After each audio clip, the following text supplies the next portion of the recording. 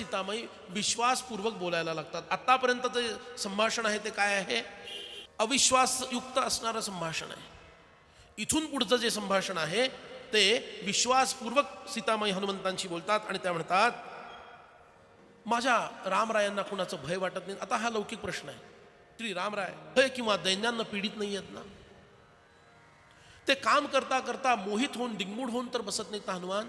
मला सांग, साम दान दंड आणि भेद या 4 नीतींचा प्रयोग श्री राम करतात ना जीवनामध्ये? नवे मित्र जोडतात की नाही? काय काय प्रश्न विचारलेत बघा. एखादी स्त्री पतीबद्दल दुसऱ्या कोणाला विचारते,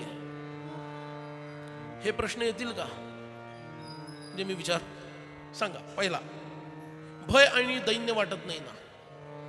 आमचा पहिला प्रश्न काय असेल? आमचा म्हणजे महिलांचा. 4-6 महिने पती दूर आहेत असं समजा, इंटरनेट बंद आहे असं असं समजा. काय प्रश्न विचारतील? धड आहेत का? आणि धडावर जे असतं ते चालतंय का? धडावर काय असतं? जय जय रघुवीर समर्थ. तिसरा प्रश्न, माझी आठवण येते का? आणि आता सीतामाईंचे प्रश्न बघा काय काय. Let us test ourselves. कुठं आम्ही कमी पडतो? पहिला प्रश्न, भय आणि दैन्यानं ते पीडित नाहीत ना? पहिली गोष्ट. दुसरी, काम करताना दिंगमूढ होत नाहीत ना? कारण माझं स्मरण करत राहतील आणि कामच करणार नाहीत, असं होत नाही ना? दुसरं, काय स्वतःबद्दल विश्वास आहे बघा, श्रीरामांचं किती प्रेम आहे माझ्यावर. तिसरा, साम दान दंड आणि भेद या नीतींचा प्रयोग श्रीराम करतात की नाही? ते राजपुरुष आहेत, त्यांना या नीतींचा प्रयोग करणं आवश्यक आहे. नवीन मित्र जोडतायत की नाही? राजाला कायम नवीन मित्र जोडत राहणं आवश्यक आहे. श्रीरामांना पूर्वीप्रमाणेच आत्ताही शत्रू शरण येतात की नाही? पुढचा प्रश्न, एक एक प्रश्न आहे का? मित्रांना उपकृत करून त्यांना स्वतःला अनुकूल ते करून घेतात की नाही? पुढचा प्रश्न. आता सीतामाईंना राजनीती कळत नाही असे प्रश्न ऐकून कुणाला बोलता येईल? सगळे राजनीतीतले प्रश्न आहेत. एकीकडं परमार्थाच्या अंगाने आपण रामायण पाहतोय, दुसरीकडे हे नीतिशास्त्राच्या आणि राजनीती आणि अर्थशास्त्राच्या अंगाने रामायण पाहता आलं पाहिजे. आपण सगळे एकलकोंडे झालेले आहोत. राजनीतीवाले परमार्थ बघत नाहीत, परमार्थवाले राजनीती बघत नाहीत, आणि शत्रू सगळंच बघतोय. लक्षात घ्या, समर्थांचं सांगणं आहे, मूर्ख एकदेशी होतो, चतुर सर्वत्र पाहतो. आणि समर्थ संप्रदायाचं वैशिष्ट्यच हे आहे, स्वराज्यम च स्वराज्यम च रामदास्येन लभ्यते. आत्मराज्याचीही प्राप्ती करायची आणि स्वराज्याचीही प्राप्ती, आणि प्राप्ती झाली असेल तर टिकवणं आणि वाढवणं हे काम करायचं आहे. आणि याच्यासाठी रामदासी पंथ कटिबद्ध आहे. त्यामुळे त्याच्यावर अधिक जबाबदारी आहे. सीतामाई पुढचा प्रश्न विचारतात, देवांची कृपा श्री रामराय भागतात की नाही? दैव आणि पुरुषार्थ बघा, काही गोष्टी प्रारब्धानं घडतात आणि काही गोष्टी पुरुषार्थानं. दैव आणि पुरुषार्थ या दोघांचा सुयोग्य विचार पूर्वीप्रमाणे ते करतात की नाही? त्यांना नित्य अयोध्येचा समाचार मिळतो का पूर्वीप्रमाणे? अयोध्येत सध्या काय चालू आहे? हनुमान, तुझं काय मत आहे? अशा बिकट परिस्थितीमध्ये मला सोडवण्यासाठी भरत श्री रामरायांच्या मदतीला अयोध्येची सेना पाठवेल असं तुला वाटतंय? पुढचा प्रश्न आहे, सीतामाईंनी एक तरी रडगाणं गायलंय काय सांगायचं? श्री रामरायांना संदेश द्यायचा आहे, एक तरी रडगाणं गायलंय याच्यामध्ये? भारतीय नारी कशी आहे ह्याचं दर्शन इथून आपल्याला घडतं. She was never weak and will never be weak. ती कधीच दुर्बल नव्हती आतापर्यंत, इथून पुढेही नसेल, जर सीता, द्रौपदी आदिक महान स्त्रियांचा आदर्श तिनं सांभाळला तर. सुग्रीव वानर सैन्य पाठवतो म्हणतो, पण तो शब्दाला जागेल का रे हनुमान? तुझं काय म्हणणं आहे? आणि सगळ्यात महत्वाची गोष्ट, श्री रामराय खचून तर गेले नाहीत ना? बघा, सगळा विचार श्री रामांचा आहे, स्वतःचं एक वाक्य नाही. आणि मग एकदम कुणाला डाऊट येऊ नये म्हणून भारतीय महिलेप्रमाणे सीतामाईंनी एक प्रश्न टाकून दिला. काय? मी दूर आहे म्हणून माझ्यावरचं प्रेम तर त्यांचं आटलं नाही ना? जय जय रघुवीर समर्थ. हे देवी, आपण बंदिवासात आहात हे श्रीरामांना माहीतच नाही. श्रीराम सशस्त्र समुद्र ओलांडून या लंकेमध्ये येतील आणि ते तुम्हाला नक्की परत घेऊन जातील. आणि याच्यामध्ये एक हनुमंतांनी विशेष टिप्पणी केली आहे बरं का, ती मुद्दाम तुम्हाला सांगतो. याचं कारण, हिंदूंच्या भूमीत राहून काही हिंदू नावं आणि आडनावं असणारी पिसाळलेली कुत्री, नाव आणि आडनावानं हिंदू, बाकी बाटल्यापेक्षाही वाईट वागणारा, अशी काही कुत्री आहेत आपल्याकडे, पाळली आहेत, छान पाळली आहेत आपण पद्धतशीर लोकतंत्रानं. तर ह्यांच्या भडकावण्याला बळी पडणारा जो आमचा तरुण वर्ग आहे त्याला काय उत्तर द्यायचं ते मी सांगतोय. वाल्मिकी रामायणातला हनुमंतांच्या मुखातले शब्द आहे. आणि हनुमान कोण आहेत? जे अत्यंत अटीतटीनं प्रयत्न करून कसाबसा सीतामाईंचा विश्वास त्यांनी संपादन केलाय. बरोबर ना? आता एक जरी त्यांचं वाक्य चुकलं, पुन्हा सीतामाईंच्या मनामध्ये शंका सुरू होणार. अरे यांनी हे असं कसं काय म्हटलं? हे लक्षात घेऊन आणि मी त्या पिसाळलेल्या कुत्र्याच्या गावात जाऊन मोठ्या 150-200 लोकांसमोर हा विषय बोललोय. 500 लोक असतात ना. ऐका हनुमंतराय रामरायांबद्दल काय बोलतायत ऐका. न मांसम राघवो भुंक्ते न चैव मधुसेवते वन्यम सुविहितम नित्यम भक्तमश्नाति पंचमम. जय जय रघुवीर समर्थ. कोणते श्रीराम तुम्हाला सोडवतील? जे राम कधीही मांसाहार करत नाहीत, जे राम कधीही मदिरापान करत नाही, न मधुसेवते, कधीही मदिरापान करत नाहीत, केवळ आणि केवळ कंदमुळं फळं खाऊन राहतात. 5 प्रकारची पंचमम, 6वं कंदमूळ पण घेत नाही. 5 वेळा नाही, 5 जातीची कंदमुळं फळं. तुम्ही मला 5 वेळा चाललंय काय? 5 प्रकारची, 6व्या प्रकारचं पण घेत नाही. असे श्रीराम आपल्याला नक्की सोडवतील. आणि त्या आता तुम्हाला कुणाकडं मी संकेत केला लक्षात आला असेल, आलं नसेल, कुठं नेऊन ठेवलाय माझा महाराष्ट्र अशी म्हणायची पुन्हा माझ्यावर वेळ येईल. जागे रहा. तुमच्याच नावं आणि आडनावं असणाऱ्या देशद्रोह्यांपासून स्वतःलाही वाचवा, राष्ट्रालाही वाचवा आणि पुढच्या पिढ्यांना जागृत करा. राम लक्ष्मण मांस खात होते वगैरे वगैरे काही काही बरळला होता तो. असे श्रीराम. श्रीरामांची स्थिती देवी अशी आहे, श्रीराम झोपण्याचा प्रयत्न करतात पण डोळेच नुसते मिटलेले असतात. एकदम हा सीते हा सीते असं म्हणत ते जागे होतात आणि आपली आठवण काढतात. तुमचंच नाव नित्य त्यांच्या मुखामध्ये असतं आणि येन केन प्रकाराने तुमच्यापर्यंत पोहोचावं याच्यासाठी ते अखंड प्रयत्नशील असतात. काय सीतामाईंना वाटलं असेल विचार करा. त्या गहीवरून गेल्या आणि हनुमान, अरे तुझं हे बोलणं विष मिश्रित अमृतासारखं आहे, अमृतामध्ये विष मिसळल्यासारखं आहे. का?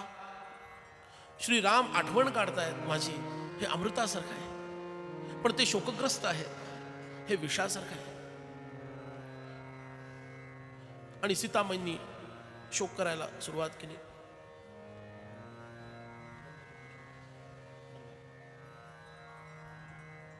लंका, राक्षस, रावण या सर्वांचा विनाश करून श्रीराम कधी येणार?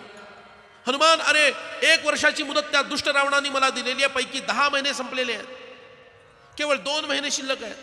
जर 2 महिन्यामध्ये मी त्याला अवश्य राहिले तर तो मला मारून टाकेल.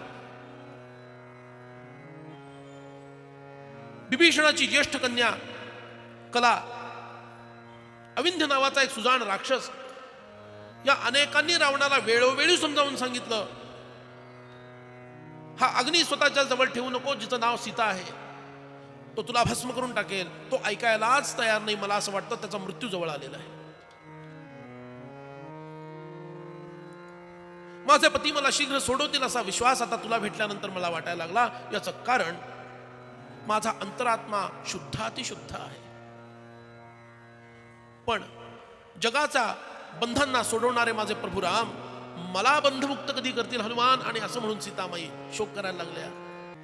मना राघवे वीणा शान कोरे मना मानवाची नभो कीर्ती तुरे जया वर्णिते वेदशास्त्रे पुराणे तया वर्णिता सर्व श्लाघ्यवाणी.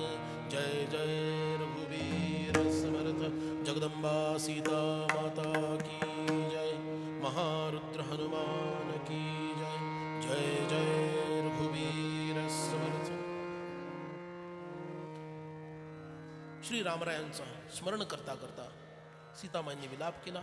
मारुतीरायांनी त्यांची खूप समजूत काढली आणि स्वसामर्थ्य सांगितलं. हे भगवती, आपण दुःख न करावं. मला तर असं वाटतं मी तुम्हाला पाठीवर आत्ता घ्यावं आणि आत्ताच रामरायांकडे घेऊन जावं.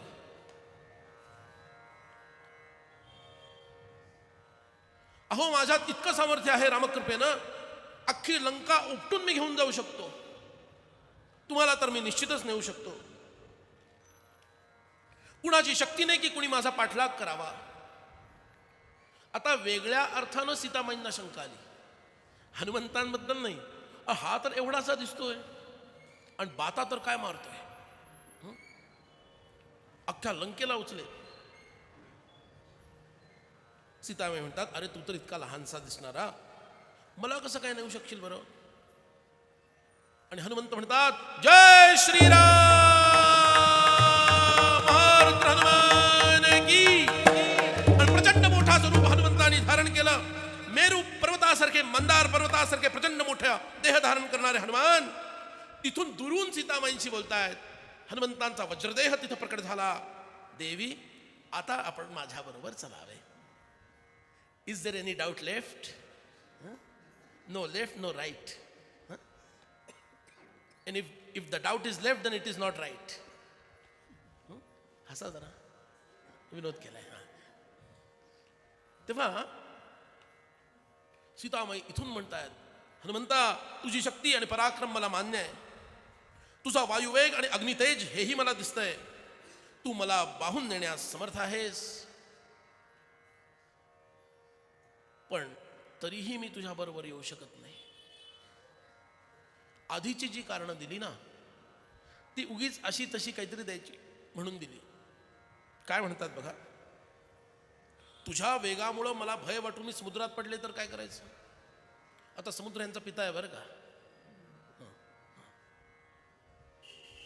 रावणांनी यांना समुद्रातच फेकून दिलं होतं, यांनाच फेकलं होतं बालिका असताना. आणि याच समुद्रानं त्यांना मिथिलांचलामध्ये भूगर्भात स्थापन केलं आणि मग त्या राजाला ती सापडली भूमीमध्ये. पण सांगायला पाहिजे ना काहीतरी कारण. आपण काय करतो, यायचं नसेल, बुवा 7 दिवसांपैकी 1 दिवस नक्की कथेला येऊन जातो. आज असं, आज असं, आज असं, आज असं. 7 दिवस होऊन गेल्यानंतर पठ्ठ्या तर काही दिसला नाही म्हणून विचारलं तर म्हणतो, बुवा अमक्या दिवशी मी निघालोच होतो पण झालं. मग कुठं माशी शिंकली बाबा. आणि एक दुसरा प्रकार असतो, यायचं नसेल हिला विचारतो,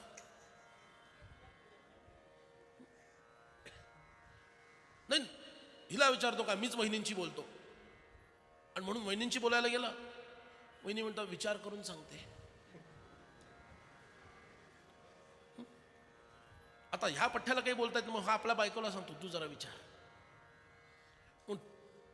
ती विचारायला जाते, ती म्हणते ह्यांना विचारून सांगते.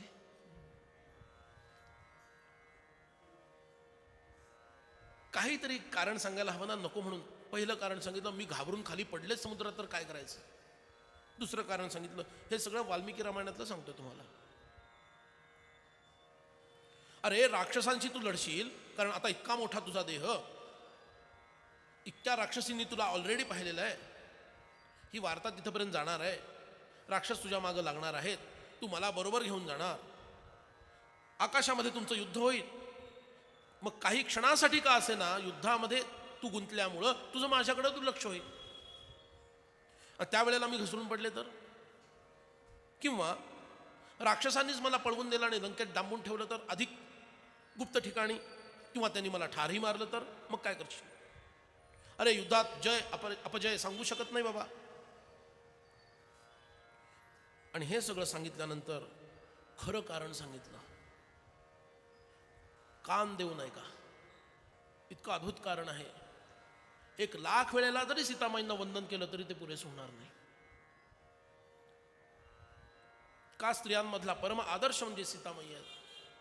त्यांनी कारण सांगितलं, तू परत नेण्यास जरी समर्थ झालास तरी याच्यामध्ये माझ्या पतीचं कर्तृत्व कुठं आहे?